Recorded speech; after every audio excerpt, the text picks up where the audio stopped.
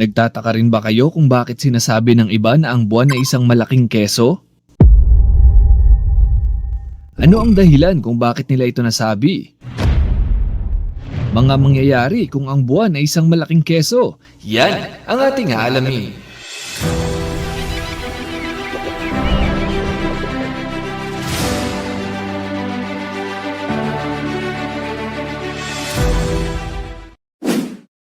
Bago tayo magpatuloy ay mabilisang pasalamat muna tayo sa 40 Bytes, ang developer team natin sa Mr. Pantas Learning App.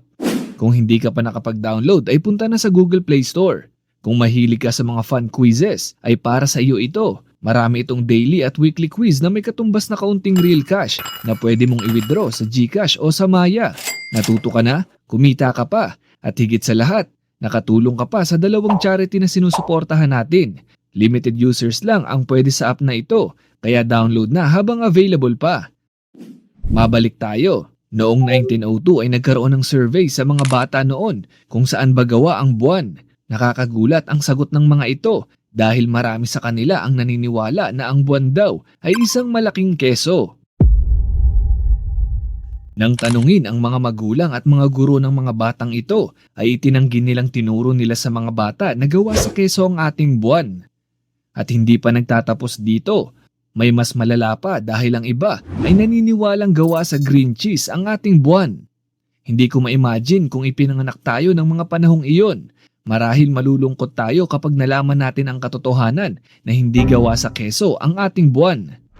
Ayon sa pag-aaral, nagsimula ang ideyang ito sa isang ekspresyon noong 16th century at naging sikat na ideya na ang buwan ay isang keso.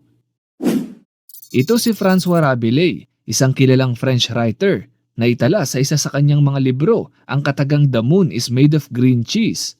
Kaya naman naging sikat itong ideya na ito na kumalat sa karamihan hanggang sa na-misinterpret na ng ibang tao noong mga panahong iyon. Pero kung babasahin natin ang buong sinabi niya ay malinaw na hindi niya ipinahahayag ang literal na kahulugan ng kanyang salita. May mga sumunod pang mga sikat na writers ang nagpaliwanag na hindi literal na keso ang buwan sa libro ni Rabelais. Nangangahulugan lang na noon pa man ay laganap na ang fake news dahil lang sa mahinang pag-intindi ng ibang tao. Bago pa ito ay kalat na rin ang balita na ang Earth ay hindi bilog kung hindi flat. Pero na-realize ko, masarap din sigurong isipin na ang buwan ay isang malaking keso. Pero ang katotohanan, isa lang itong teorya. Ang buwan ay gawa sa oxygen, silicon, iron, calcium at magnesium. Kung nagtataka ka kung bakit may oxygen, tama po yan. May oxygen talaga sa ating buwan. Pero hindi ito gaya ng oxygen na nasa Earth, na nasa hangin at nalalanghap natin. Ang mga oxygen sa buwan ay natrap sa mga minerals nito o nakakulong sa surface mismo ng buwan. Pero paano nga kung gawa sa keso ang ating buwan? Ano ang posibleng mangyari? Una sa lahat, kung gagawin nating magsing bigat ang tunay na buwan kumpara sa kesong buwan, ay dapat mas malaki ito. Dahil less dense ang keso kumpara sa totoong buwan. Sa ganitong laki ng keso, ay gagana pa rin ang kanyang gravity. Magkakaroon din ito ng sariling mantle at higit sa lahat, ay magkakaroon ito ng core dahil bibigat ang pressure sa gitna nito. Ang pressure nito ay tutunawin ng parte sa ilalim na siyang dahilan kung bakit maghihiwalay ang tubig at protina o caseins ng keso. Sa patuloy na pressure ay tuloy-tuloy din na iilalim ang mga caseins at patuloy na iibabaw naman ang mga tubig. Magpapatuloy itong magbigay ng pressure kaya naman iinit ng husto ang core nito. Dahilan kung bakit hindi titigas na parang yelo ang mga humihiwalay na tubig. Ang nakakagulat dito ay itong parte na ito, kung saan ang mga caseins ay mapoproseso ng husto at makakagawa ng molecules ng carbon, nitrogen at hydrogen. Kapag nagpatuloy ito, ay lalabas sa buwan ang nitrogen at ethane na siya namang makakabuo ng atmosphere ng buwan. Dahil sa daming keso ay kakapal ang atmosphere nito at sasapat ito para maprotektahan ang surface ng buwan at kalaunay magiging gaya na ito sa ating planeta. Ang mga naprosesong tubig ay makakalikha ng karagatan at ang mga natitirang keso naman ay siyang kalupaan. Pero ang tanong, tatagal ba ito? Sa kasamaang palad ay may katapusan ito. Wala talagang forever. Bukod sa patuloy ang proseso niya sa loob, ay patuloy din siyang nasisinaga ng araw. Unti-unti itong mababawasan, liliit at kinalaunay mauubos. Hindi rin natin maaaring isang tabi ang mga debate kung papaano ba nabuo ang buwan. Isa sa mga sikat na teorya ang tinatawag na Big Wack. Sinasabi sa teoryang ito na sumalpok daw sa Earth ang isang napakalaking bagay noong 4.6 billion years na ang nakakalipas. Ang mga debris nito ang nagpaikot-ikot sa orbit ng Earth at kinalaunay nagsama-sama sa iisang lugar at nabuo bilang buwan. Malakas din ang nabuong gravity ng buwan. Sa katunayan ay nagkaroon ito ng mga active volcanoes noong mga panahong iyon. Ang mga dark area na ito ng buwan ay tinatawag na Maria, isang salitang Latin na ang ibig sabihin ay karagatan. Kung may kilala kang mayroong Maria sa pangalan ay isend mo na sa kanya ang videong ito. Ang mga maiitim na bahagi ng buwan ay dating naging karagatan ng lava mula sa pagputok ng mga bulkan dito. Lumipas ang mahabang panahon, lumamig at ang mga ito ay natuyo gaya ng nakikita nyo. Ayon sa mga astronaut na nakapunta na sa buwan, ay maihahambing nila ang amoy dito na tila ba gunpowder o pulbura.